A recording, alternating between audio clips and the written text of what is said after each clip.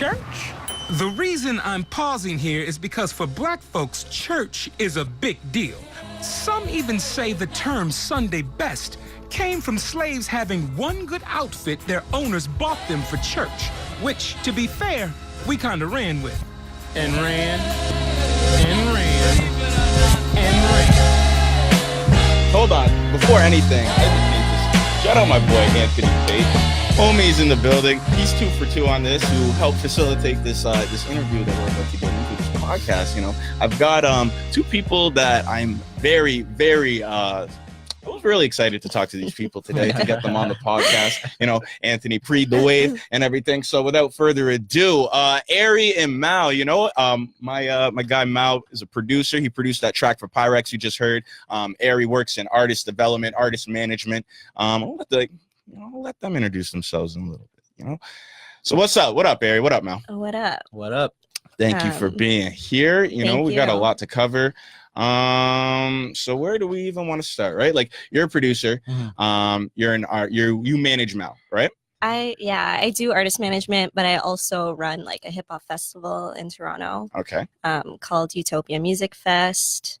I do a lot of random shit, to be honest. Does a lot of random shit. Like, I got here and she's telling me about her media company and then her artist management company, and then she runs a festival, and then she does panels on the side and stuff like that. Yeah. So you kind of, you wear a lot of different hats there in that sense, right? Yeah, I do. I went to school for PR. Okay. Where'd you go? I went to Guelph Humber. Okay. Yeah, but yeah. You forgot Remix Project. Oh, yeah. Oh, you work with the Remix Project too? I don't work at the Remix Project, but I was a student of the Remix Project. Both of us. Yeah. Mm-hmm. We both were. That's where we met, actually. Mm-hmm. So that's how that came together at Remix Project? We didn't meet. We met in Chicago. Okay, so explain, how did you guys meet then? We went on a road trip together. So pretty much throughout the whole year of Remix, we didn't really talk to each other because at that time, the programming, the artist side, like the recording side, and the business side was separated. Okay. We were in 2 different buildings, yeah. And then... So I took music business, and Mel took...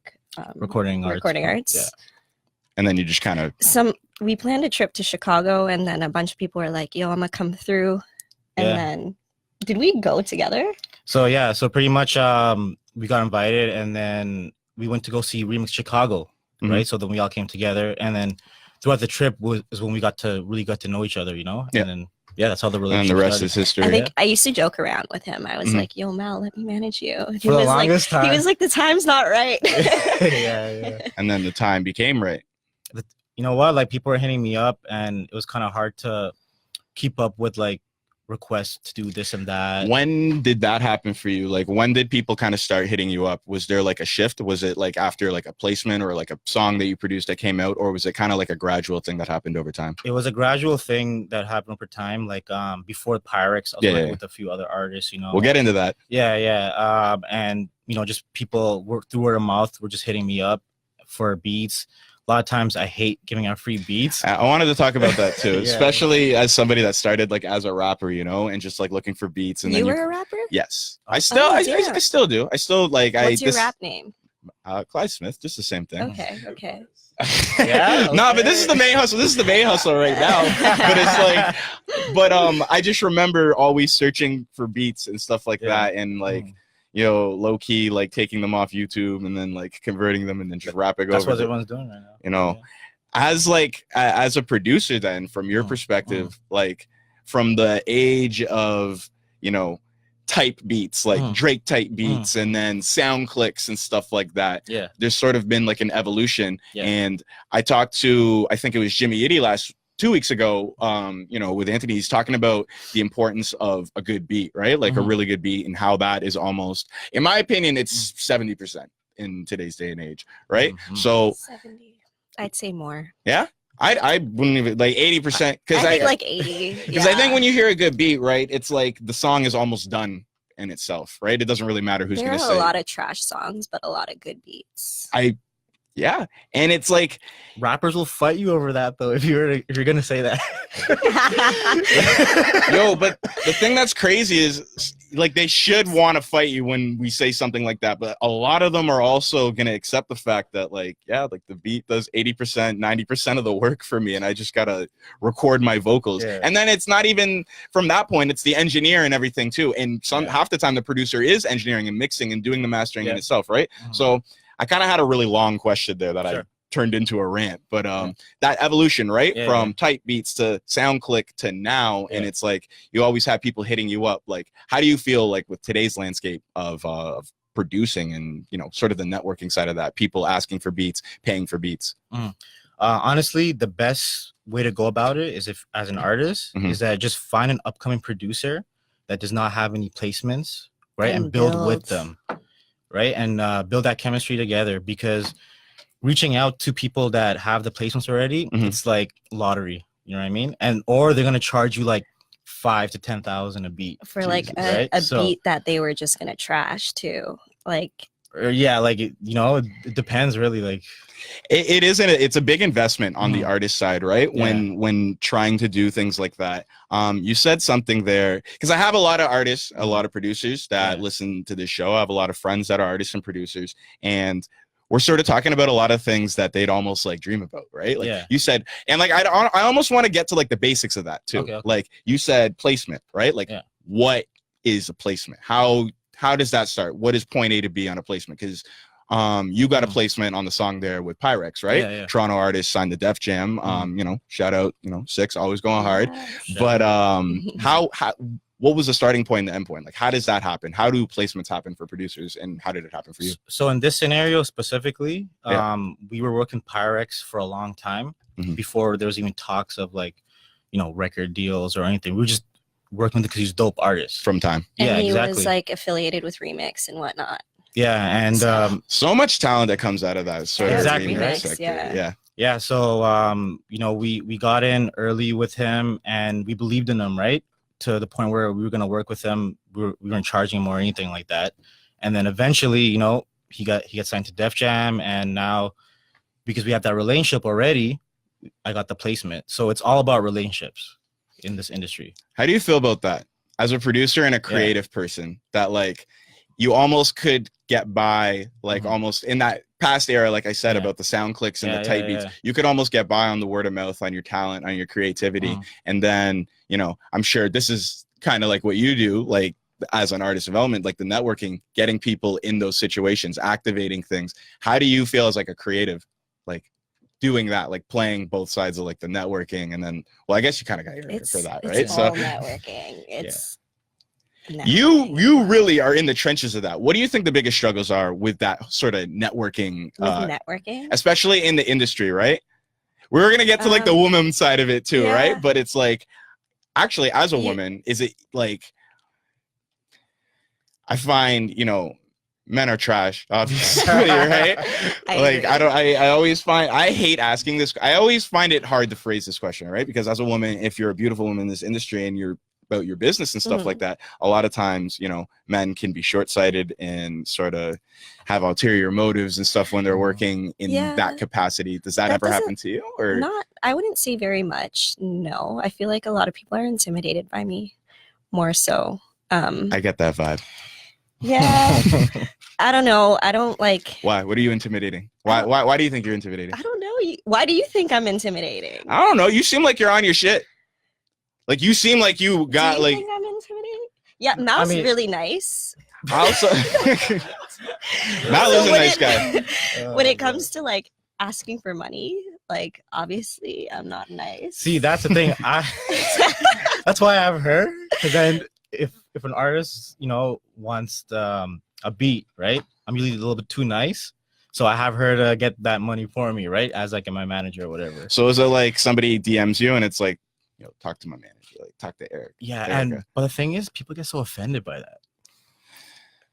It's like, they're like, we don't want to deal with, you know, we don't want to deal with your manager. It's funny that how people expect like the handouts and stuff, right? Because like you said, you built this up, right? Like you've been working with these artists, right? 9 fucking, Jesus God, I need the air horns and stuff. Yeah, like, but like,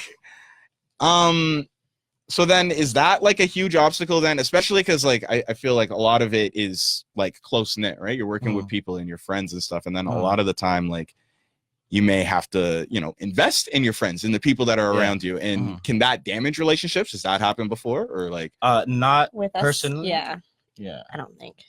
Okay. No. But I can see it happening. Yeah. I mean, there's a lot of stories out there, right? Of people getting screwed over, money gets in the way, someone acts different, you don't get your, you know, piece of the pie, right? A lot of things can go wrong. Yes.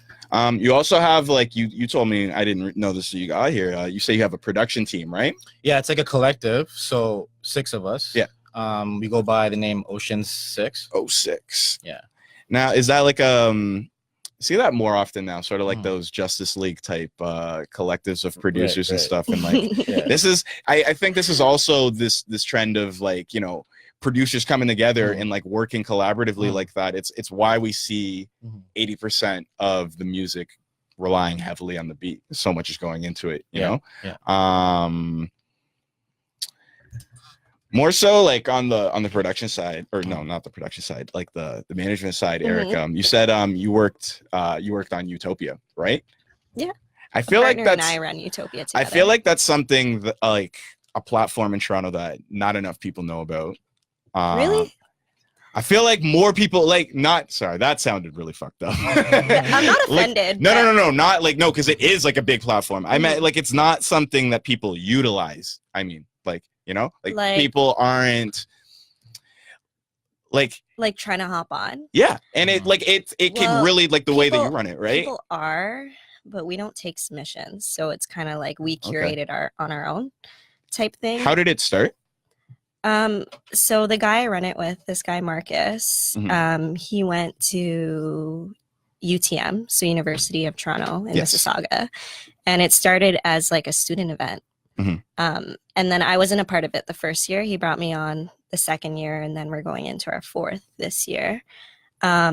It just started as like a student project, like a student event, and then it kind of blew up. Went into like sort of the premier sort of like festival, if anything, like that for Toronto. And it's like this can also be part of like a bigger conversation, I think, with Toronto as far as infrastructure and resources for artists to get themselves out there.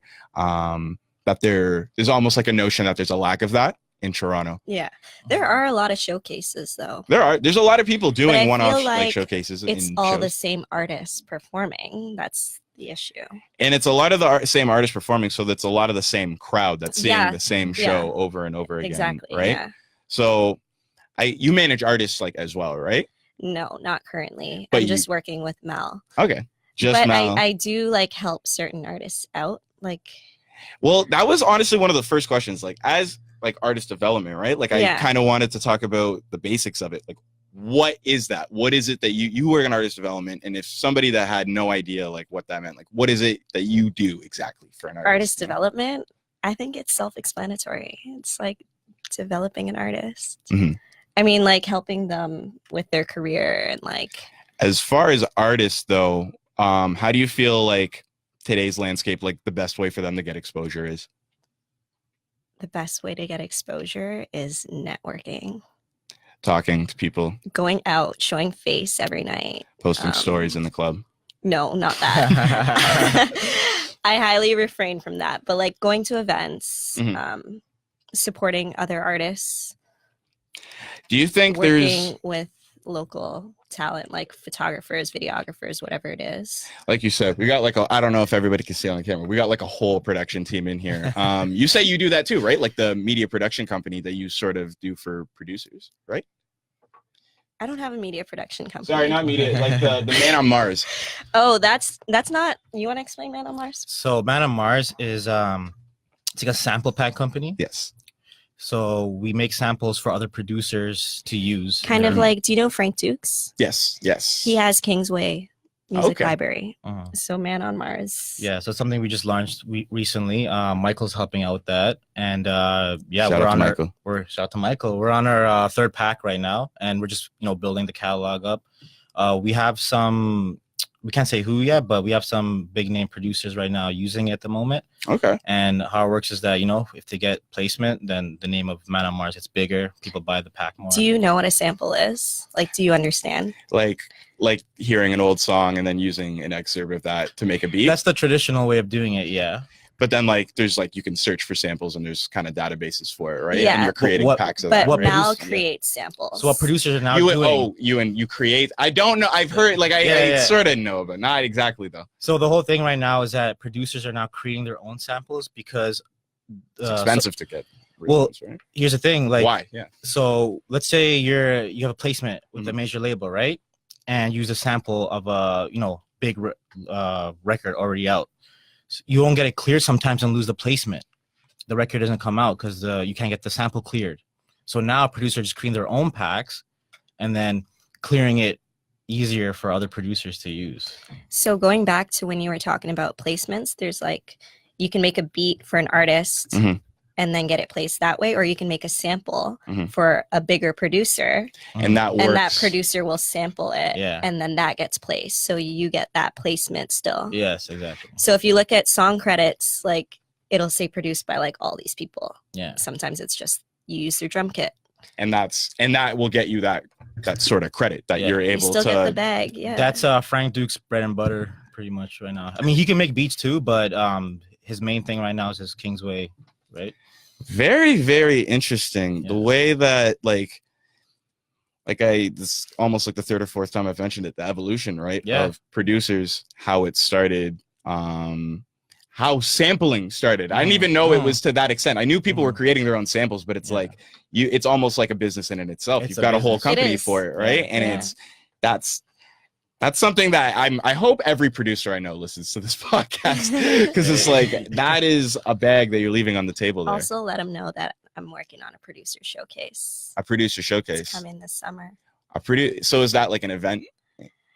I guess you can say it's an event. What would that look like? A producer Do you know showcase? like Battle of the Beatmaker? Yes. So it'd be something like that? Not really, no. Okay. I'm intrigued then. What would it? This sounds very innovative. So in the States, it's a big thing where producers would like pay hundreds of dollars to like play their beats for judges, which would typically be just like bigger producers or artists or whatever. And then they just judge them. And that's a thing. And then the highest score gets like a prize pack. So kind of like how Illmind does Pass the Aux, or how there's I Standard. What else is there? There's Steel Sessions. Yeah. So there's a lot of Yeah, there's a bunch of things in the States like that, but there's nothing like that here in Toronto. Exactly. But producers here in Toronto will pay hundreds of dollars, to do that in the States. US dollars, to go to the States and do that. So this is what I mean by like I'm doing that this summer. People like Erica that create the infrastructure and these sort of resources, platforms, opportunities that artists are able to showcase themselves. Literally, that's crazy. That's a really good idea. I really want to see that come to fruition, because like it's coming. It really encapsulates that sort of competitive nature of hip hop, the way that it started with like sort of emceeing and battling. So that's crazy. As far as like festivals, and is there any other kind of future plans for that? For like creating festivals or platforms, like Utopia's coming. I can't say when, but it's coming. Any new stuff to the producers showcase is coming. Okay. It's called Sauce on the Side. It's gonna be fun. Sauce on the Side. Sauce on the Side. Mal, what's coming next for you for production wise? Production wise, we're working on some tracks. Working on some tracks right now. I got a placement with Pilla B coming with Pyrex. Okay. It's gonna be like a dancehall type of track. Summertime things. Oh, you like that one? Yeah, thank you. Yeah, that one is crazy. That one should be dropping around Caravana time. So yeah, have that momentum going for it. Yeah. And then a few other records. I'm working with another artist in the city by the name of Saya. Okay. Sounds familiar. She's fire. More on the pop end. Hearing about these sort of things that you're creating for artists, do you feel that this is like a very I like asking artists, and especially people that work in the industry, like, Do you find in Toronto that there can almost be sort of this negative camaraderie about people not wanting to support each other, not wanting to put each other on? Like you said, For sure. guys would way rather go to the States, pay hundreds, thousands of dollars Mm-hmm. to play their beats for people that they have over there. Do you feel like it is more so like a chip on our shoulder, we want to be like the US thing? Or do you think it's kind of like a deeper sort of like issue? Like, what do you think the issue is really like with the Toronto camaraderie? I think now people are starting to kind of support each other, but Toronto's very cliquey. Yeah. And always has been and always will be, I think. Always will be? I think, yeah, we don't have a Hollywood here. Yeah. That's why everyone wants to go to LA. The good thing we have is grants, I think. But I don't think that, like, I don't know what I'm trying to say. Do you think we support each other? I think it's getting better. Yeah, it's getting better, but I think it's also like the US has a bigger market, right? For like population wise, like you can't tour in just Canada. And make it's true. Yeah. I think it's though like that we have like such a dense, almost oversaturation of talent, you know? We are so talented. There's so much, like you could go to one specific area of Toronto or like Mississauga or something like that, and there's whole, you know, almost subcategories of artists. But like you said, that's sort of what makes it clicky. Coming up, did you sort of feel that? You said 9 years, right? Like you've put in the work. Yeah. Like see, I used to go to a lot of producer mixers, you know, like you go network, meet people, but the problem with those coming up was that no one really wants to talk to you and like, you know, get to know you unless you have something to offer, like they can take from you, right? No, fucking tell me about it, bro. Right? So yeah, it's half the time when that's people the message mentality. you, it's like, what do you need from so me? I stopped going to those and just didn't, you know, I did Battle Beat Makers a few times, and just ways to showcase my talent rather than here, what's up, whatever, and then you know, you meet the person, you just forget about them the day after. You say, let's work, and then you don't really ever work. That oh fake yeah, shit. it's always like, let's collab, fam. I build, I fuck with the vision, let's build. And then it's, you know, it's like, you get left on scene. Yeah, so I think the strategy, which I wish I learned early on, was that just find ways to showcase your stuff more and like create a presence like online rather than just, you know, meeting someone hoping they would, you know, take your USB or whatever. Because that's hard to do as a producer too, you know? Like when you're an artist and you've got like your face is sort of your brand, you know, and you're able to put yourself out there. It's like you say, you got to get more creative. And, you know, there's artists that are creating sample packs and stuff like that. And like, there's a million ways to get this bag, right? Touching on that, right? Getting the bag and being a producer, right? I think producers are sort of slowly getting the recognition, the money that they are rightfully due, right? As far as it comes to royalties and, you know, how a song gets divvied up. I talked about this before you guys came in. Spotify is appealing the copyright royalty board, saying that they kind of got forced to have to pay artists more, right? On their royalties. And they're saying that they're suing songwriters by appealing this, right? And they're saying they don't want to have to pay these royalties. You as an artist, right? Like you said, you create these samples and it goes under a song. That's your check, right? How do you feel about that? See, that's bullshit, because the reason why they're even a thing right now is because of the content creators like us, right? Without us, they don't have their business model, right? So for them to like go back on their artists and like people that generate their money is like total bullshit, right? But at the same time, I really don't think that appeal is going to go through. Oh, of course not. It would be evil if it did. Yeah, and it's like more times it'll just be like, okay, you're going to do this to us, we'll just pull our music and we'll take it to Tidal only exclusive or Apple. And it's almost creating that, because it's like Apple isn't the one that's appealing, but they're the one that's pointing the fingers, and they're kind of like, yo, you guys are suing songwriters, and they're kind of creating, but that's also the back and forth kind of competition that's always happened with Spotify and Apple. And they pay the least too. Spotify, like their payouts are the least. Like Tidal pays the most, and then you get Apple, and then Spotify is like the least, but they make the most money. I hear YouTube is the worst with that kind of stuff. Right? YouTube is that's crazy then. So then like the competition between Spotify and Apple, like I don't know. It's kind of what, like, how do you feel about I that? love Spotify. I'm team Spotify. Didn't you Come feel that on. like 2 years ago it I'm was cheesed, very though, because Music? Spotify just like released this thing where if you have a Spotify subscription, you get free Hulu, but we don't even get Hulu here. So I was it's just like, I was looking so into like, that too. how is that fair? Give me Netflix. Like, Okay, but yeah, that's just yeah, bougie.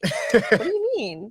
It's the same price. Like you pay for Spotify and you get Hulu for free, but we don't get Hulu here. So Yeah, that's true. I also heard about Spotify potentially developing like a sort of like a direct upload button, like for artists, like I heard sort that of too. like I think they Mhm. were looking to purchase SoundCloud at the time, so it's like they were kind of adapting, Spotify? or sorry, SoundCloud.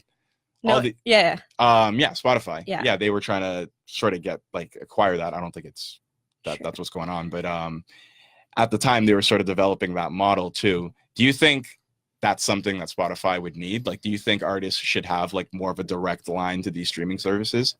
I think they already do, sort of like with TuneCore, right? But yeah, like, you go through like a third party, Mhm. right? And then you get your music up there. Yeah, I don't But think it's hard to get your music on Spotify it's anymore. it's not that hard, but I feel like it's more like the playlists and Mhm. getting yourself yeah.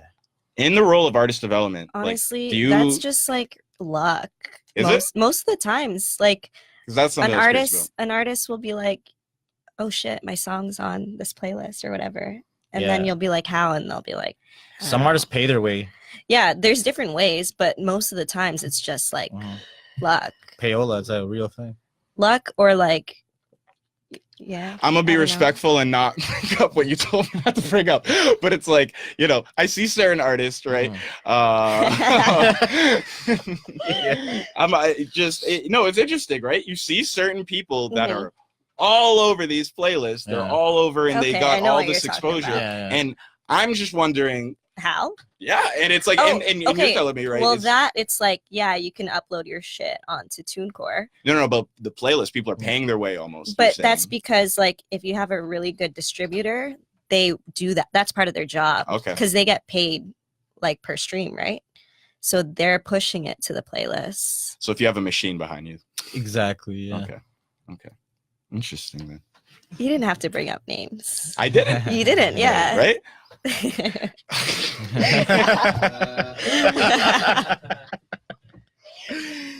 They're doing really good, though. Yeah.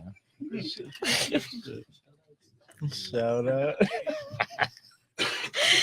Woman empowerment in hip hop. Yes. In music in general. In music in general, it almost seems. Oh, this may sound a little fucked up, but nah, not really. But it's like that's like very popular right now, right? Women? No, like empowerment. Like we really want, like. Do Well, you really, though? Pardon? Do you really? I do. Do you? I want to see more women. I want to see Cardi B and Nicki out there, and not people trying to draw a divide between them. I feel like there can be popping multiple female artists and stuff. I just feel like it's almost like Oh, you think it's like a competition? well, there's that side of it, but there's also the like, okay, I'm gonna feature like another woman, and we're gonna call it women empowerment, and it's like we're gonna kind of use like that sort of narrative to like roll with that, right? That I don't know. Like what you're saying is they could live in the same space, whereas like the media tries to like make it a divide, like a beef between them. Yeah, there's that, and there's also like the flip side where it's like they kind of use it to like advance like their narrative, like A woman empowerment. oh, like she's like a great artist too, and Ariana Grande. I love her. She's a great artist, and it's just She's like my favorite. I feel like it's almost like a marketing tactic, like the women empowerment, the women liberation thing, and it's like I think she does it flawless. I think she's great at it. It's just I see other people it not work out so well for, but in general, women in empowerment. Do you see like in the industry side of things, working with other women or whatnot, that there is like a strong like sense of that, of women liberating each other, empowering each other, helping each other out? Yeah, I think so. I think so. Yeah, there is. Yeah, there's a lot more women in the industry now. Well, there always was, but like, I read this tweet earlier, and it was like, you should never go into a studio session and then just like dap up all the guys in the room and then I just heard like about that. all the girls Leave on the the- side you don't really I see a acknowledge. tweet on I that think too. Yeah, and it was like a really popular tweet, and it was Yeah. like I feel I don't think I've ever done that like in a studio session or anything, but it's like I don't I've seen remember that if that's happen. ever Yeah, happened I've to seen me. that happen. Where you're too. in a session and then a guy will pull They up. just think you're like someone's girlfriend. Yeah, Right, exactly. Yeah. That's crazy. But usually Mal's really nice, and he's like, "Oh, that's my manager." This is what I hear. Mal's a nice guy. He's really nice. That's what they say. He's an Aquarius. Yeah. I don't know what that means. I don't even know exactly. Our Aquarius is supposed to be nice? They're really soft. Like I'm a Scorpio, so I know that means I like sex. So, Yeah. I'm an Aries. Okay. I still don't even. My birthday's coming up. She wants a birthday shout out. Dropping hints. On the still though, just on the women empowerment thing, do you think there's like almost like a combative, like negative side to it? Because I hear like a lot of women too sort of say, Well, can we talk about Yes Jules? can we? Yeah, Can we please? You guys know This is a what's- great example. Yeah. This is sort of what I mean by like she'll kind of dip her toe. Well, she dips her toe in and out of everything, right? Mhm. But the sort of women empowerment thing, when it works for her, she wants to go, yeah, yay, women, we're together. And then when she's pissed off, it's fuck Scotty Beam, and it's like fam, you're already shaky on the whole black culture thing. Yeah. Like, Yeah. What's your opinion on that? I wasn't talking about that. There's a lot of But things with yes, just Jules. like there's always that connotation about like women like sleeping with men and shit to like get to the top and yes, whatnot. I've never dealt with that personally. I don't think. like No. people accusing you of that No, but that definitely I think goes. is something that happens. Yeah, real life. Okay. That was what was used against her, right? Yeah. That's one of the arguments. Yeah. That That was she used- slept her way to the top. There's a Yeah. lot of things against her, but yeah. Yes, Jules, very polarizing. think I people think will she say just, she should just things learn, just just- shut up and just like learn. And when people are trying to tell you something, just take it, right? Just I also Yeah. think like when your livelihood is like the culture, something that we actively operate within, and you're kind of a guest to that, like Mhm. you should have like an Yeah. etiquette and act accordingly to certain things on certain topics. right. And it's like, it's, how many times we got to teach you this lesson, Yeah. with her, right? Yeah. So I used to do a segment where I do like a waste man of the week. yeah. Yes, That's a good Jules. donkey of the day. Yeah. It was like that. I feel like Yes Jules would have copped that this week. if I Oh, was man. still But writing I that. feel like women are being more respected nowadays. Yeah. Yeah. I feel um, like it's like the men. There's a lot of putting women that into it. are killing it. Like I Love Lola. There's so many like that Summer Walker track that came out recently that had like SZA, LMA, like all these like. Was that different- real? Like Was it real or was it fake? official? Was I saw it, but I didn't know if it was an official real? track. It was, Okay. It was It wasn't real? like a mashup kind of thing, was it? I couldn't tell. Like these are the types of things that I want to see. Yeah. That's dope. Even in like in Toronto, like there's like sort of like a stronger presence of female MCs. We see Mhm. people. Drake's using chromas as like Mhm. slogans and stuff. Mhm. Not her slogan that she invented, but There's like the thing a lot that she of made. talented popular. females in Yeah. Toronto. Yeah. Candy K, like another dope female NC. Deja, do you know who Deja Yes, is? I've heard her. There's so many. This is what I mean by Toronto is so almost overly saturated that like there's so much music out there in the world that you're trying to catch up with new releases and everything. I can't even do that with just the city, Yeah. keeping up with every single release, all the poppin' artists and stuff. So like I hear these names and like maybe I'll hear a song or two and it's like I don't have like a time to. There's a lot. On Flow 93.5, they do like the whole Toronto. The Made in Toronto sector. thing. Yeah, it's actually really good. I think so too. I think it's like such a step in the right direction as Mhm. far as this whole But I conversation. still feel like they don't play a lot of women though. They should Right? have a women They Right? don't. They don't. segment, They don't. Just play. a women's segment. Yeah, I yeah. could totally get behind something like that. right? Just Yeah. have all the female rappers, and singers, and just do like a whole day segment or half the day or something. Like that. More things like that. More women empowerment.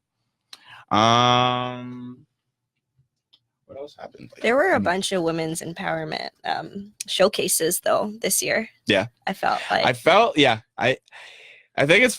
You know what I really like with those is when it's like women only. Like they don't want, like you're not even allowed to come, like if you're a guy, like to watch the panels and Is stuff. that what happened? I've seen like some of these, like especially I'm in university, right? So people go really hard with these like their spaces and everything like that. And I think that's important. I think there should be like women only spaces. There should be the way that there's black spaces and things like that. I think that women, you know, their voices need to be affirmed. What else we got in the culture taking place today? No, we talked about your placement, right? Like with Def Jam. Yeah. So like, okay, you're a producer, right? Like we've talked about for fucking 45 minutes. Who is like it's like my favorite thing when a producer has like their laptop in front of me and stuff, and then I could go like, yo, Beyonce walks into the studio or something like. What would you play? Yeah, but like, I feel like asking. Do you have Beyonce type beats? We have no Beyonce. Yo, type I also wanted to ask this question too because I feel like asking a producer. I'm not asking you to play any beats or anything. I'm just asking you when people kind of inquire about this. Is it like I feel like it's like asking a rapper to like just rap a verse like for you like on the spot, like if somebody like asks you to like play a beat and stuff, or like requesting a DJ to like play a certain song in the middle of their set or something. Do you have like an issue with that ever? Do you find people like can like if I'm out somewhere and they ask me to play like a beat, or even sending you beats, like is that an issue you find? Like other producers sending me beats? No. Like people like wanting you to send stuff. Like maybe you'll post a snippet or something like that. And people are like, send that. I mean, shit. If it's the right person, it's the right person, right? If it's the right person and I envision them on that beat, like, okay, what's your email? I'll send it to you right now. Also, like I said, if you had like those dream, like if you could produce for anybody, if you could have a placement for any like sort of situation, any like label, any collective, where would you want to find yourself? Kendrick Lamar. Yeah, that is like that's the guy you want to make. That's the guy right now. I think he's really pushing boundaries in terms of like sound and just like everything he does with his music, right? Content is just all there. And a lot of times I like to work with artists that experiment, because a lot of times artists will be very comfortable and want beats that have been already put out.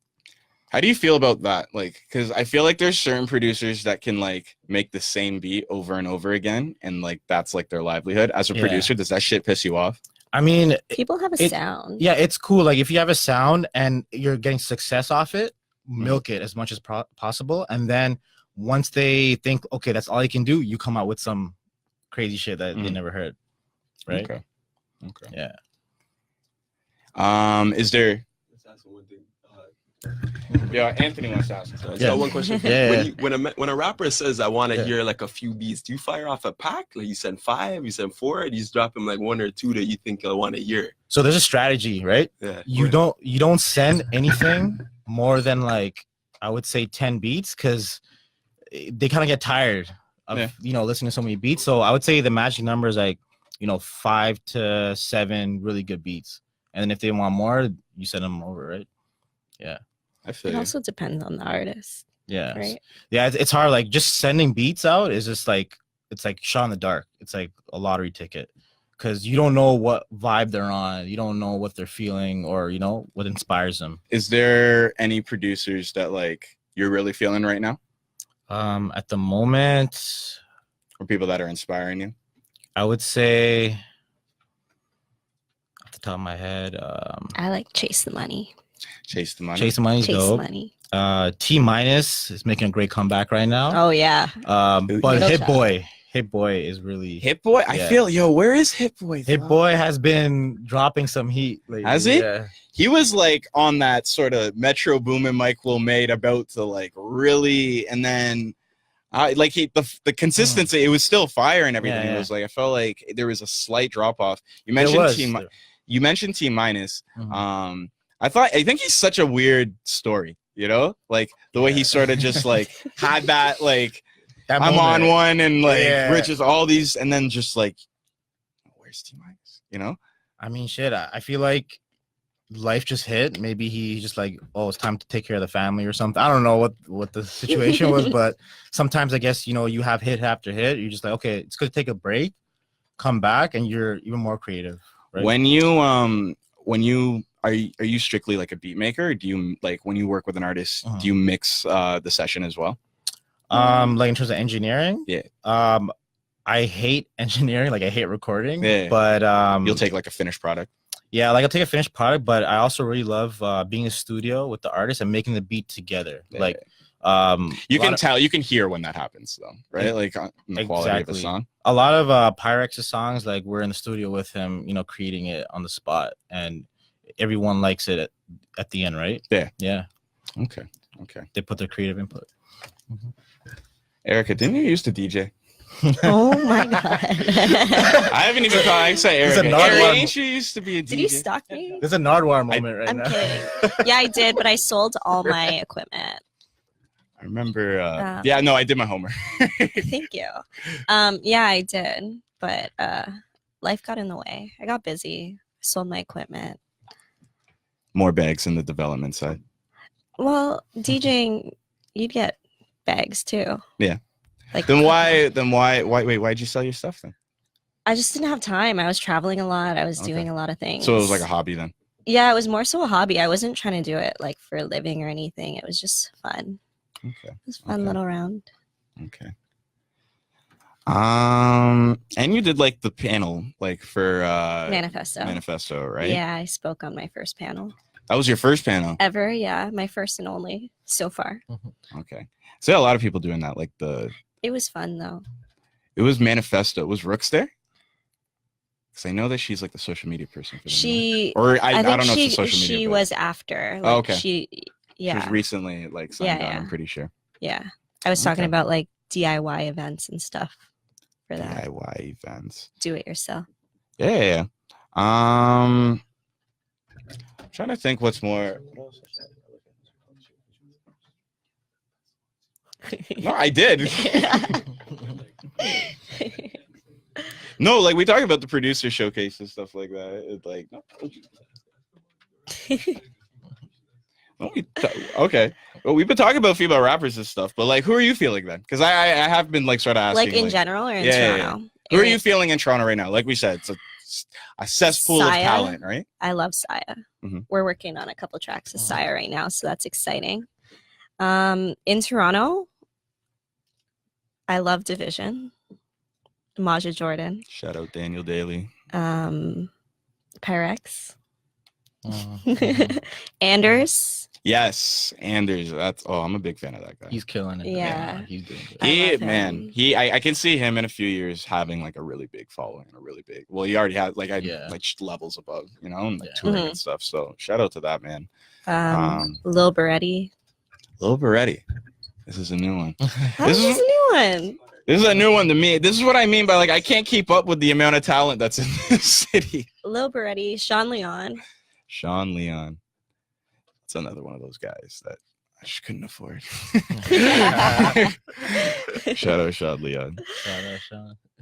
Who else? Like in general, Ariana Grande. Yeah. It's funny. Yeah. Honestly, I wanted to have this conversation about Ariana Grande too. The way that let's talk about Ariana Grande. Well, just like, how like every sort of like pop singer that was like kind of on that level, that was like a Katy Perry or like a Miley Cyrus, had that moment where they were like, yo, there's a lot of money in these black people.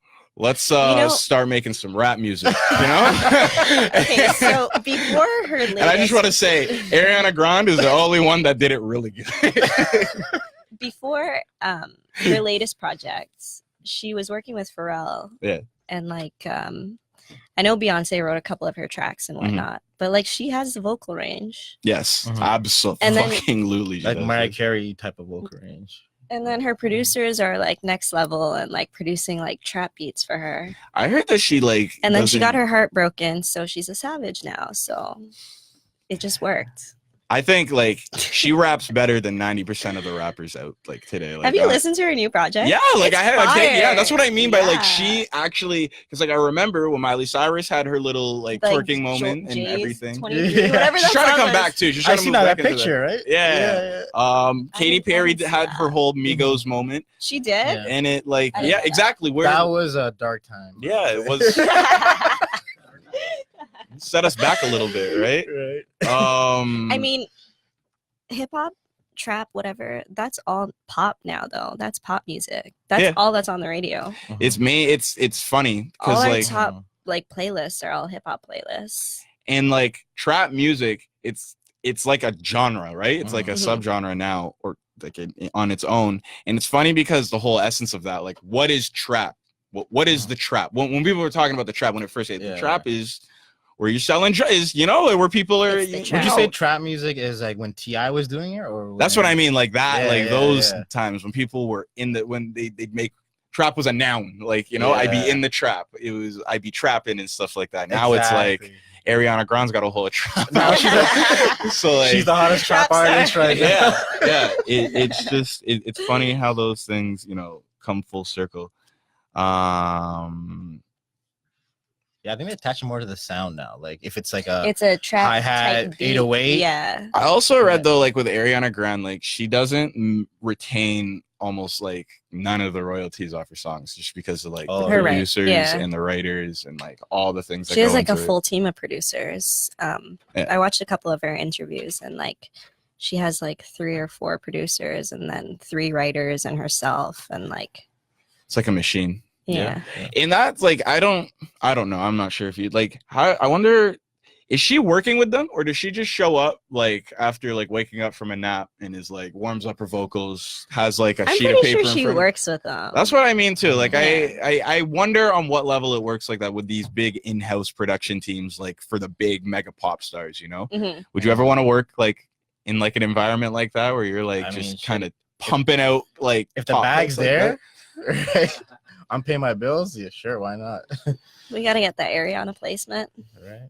So I remember when The Weeknd sort of made his transition from like our best kept secret to like Starboy, who he is now. But you know the crazy thing with him is that before the whole Weeknd thing, he was like super pop. Like if you look at his older videos, it's all like Michael Jackson. It's very pop, but I feel like there was an element to it that was so like just weird. Like he would have 8-minute songs, you know. He would have like 45 interludes of like silence in the middle of songs, and it was very like, and it was for like the drug like references and the sexual like references were very like sort of at the time. But then I remember sort of when he was transitioning from Beauty to the Madness, he started working with these.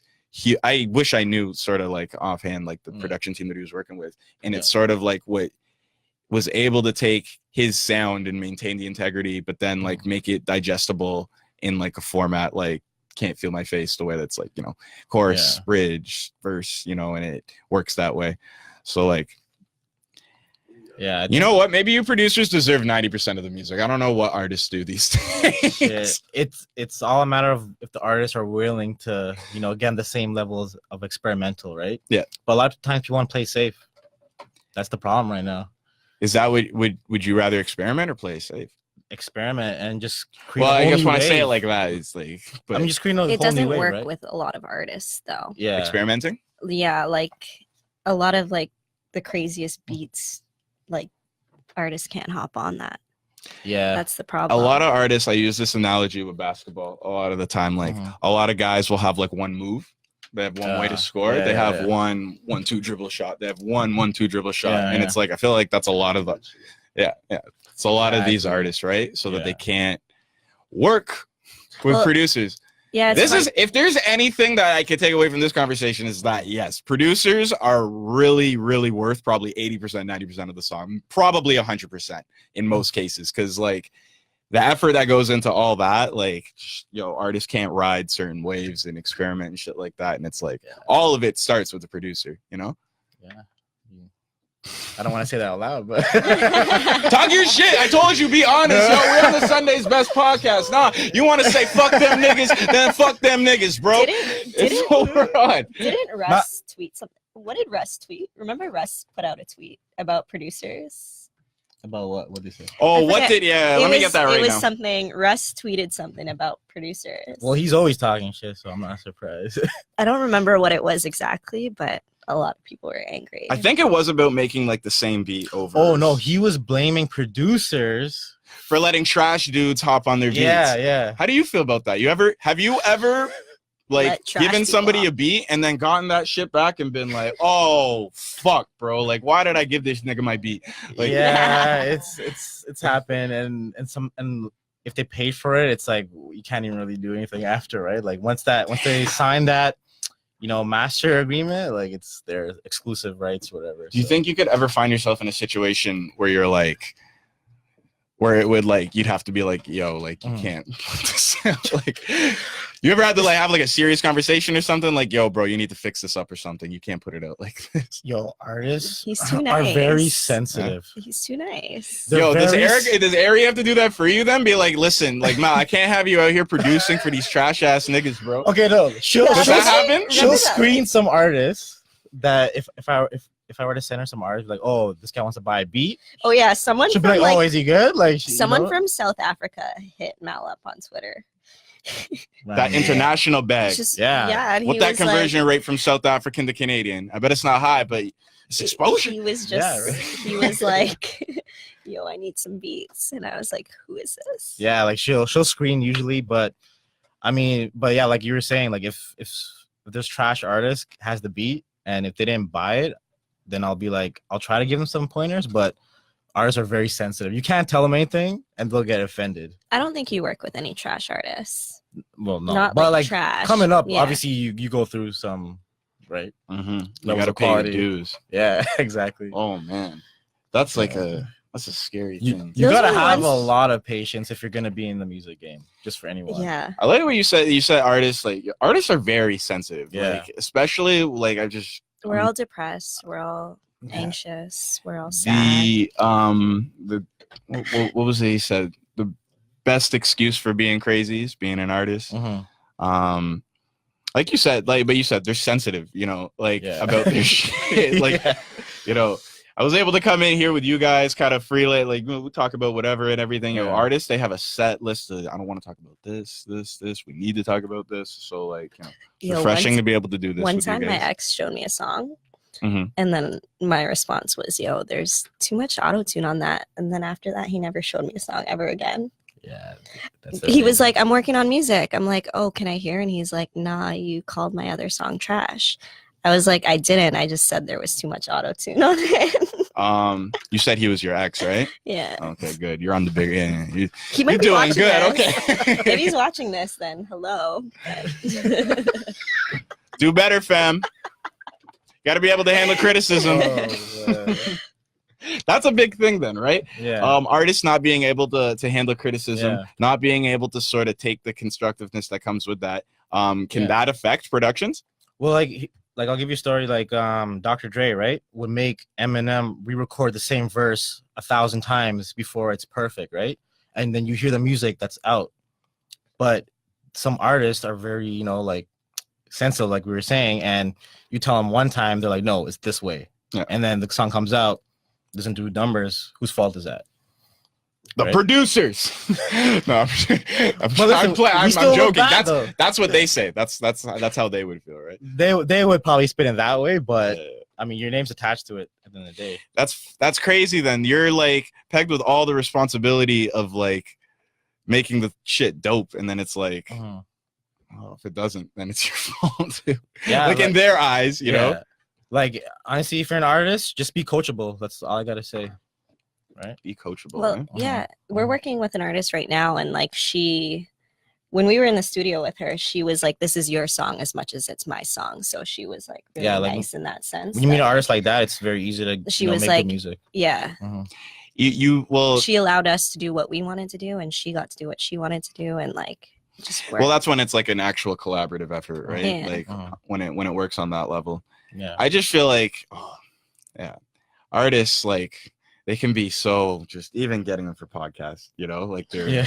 in their own world of They're shit. celebs. Celebs with 3,000 followers on Instagram. But I'm not talking about, oh man, like, Artists are pretty hard to work with. we're not talking about nobody. Relax. Yeah. I'm just saying in general. disclaimer alert. Disclaimer, but yeah. You can't live with them, you can't live with them. That's why I like working with Mal, because he's not like, he's an artist, but not like a rapper. Like you say he was your ex, right? The guy Like he was a rapper, right? And like he was a rapper, DJ, producer. Yes. It's you guys follow Six Buzz? Yeah. Yeah, it's just like I always see like these messages about like it's top 5 guys to not date. Yo, it's so we talk about this all the time. Like dating creatives is like dating in the industry is probably a no-go. Dating, it's too much emotion. Yeah. It's yeah, just, they're very passionate, sensitive people, right? Like we described, very. and then like in that context of being in a relationship, they're very overwhelming and too much. I can't, I'm an artist myself, so like yeah, I'm in that boat myself too. Yeah, being overbearing, but it's But then we talk about like not dating a creative, and it's like shit. They're so boring. Yeah, and then it's like they have no opinions about shit. We're and like, it's how hard do you to date relate. someone that works a 9 to 5? You have nothing to talk to them about. Mm-hmm. Yeah, but it is what it is, right? Mal, you're a nice guy, man. He's so nice. This is good. You got Erie to like, she needs to step on the pressure, right? When she needs to step on motherfuckers' necks, Yeah. You gotta do what you gotta I'm do. nice. Why that wasn't what I was saying. It was like you got you got that quality to you though. When you got to put your foot down, you're strong. Mel can be too. Yeah, I think. But it's like I'd rather not deal with that. I just want to create and then just have her be the bad guy, and I just create. And is that what you are, Erie? Yeah, the bad guy. Someone put out a song and he produced it. And I was like, wait, where's your credit? Did he get paid for this? Where? Yeah, like. Yeah, then I'll have send Erie. Secures the bag. He does some things behind my back, Mm-hmm. and he doesn't tell me. Like that song got released. Okay, that was way before we met. First. It's okay. That artist-manager relationship, right? We're best blossoming. friends. Yeah. Yes. Look what a road trip to Chicago turns into. Yeah.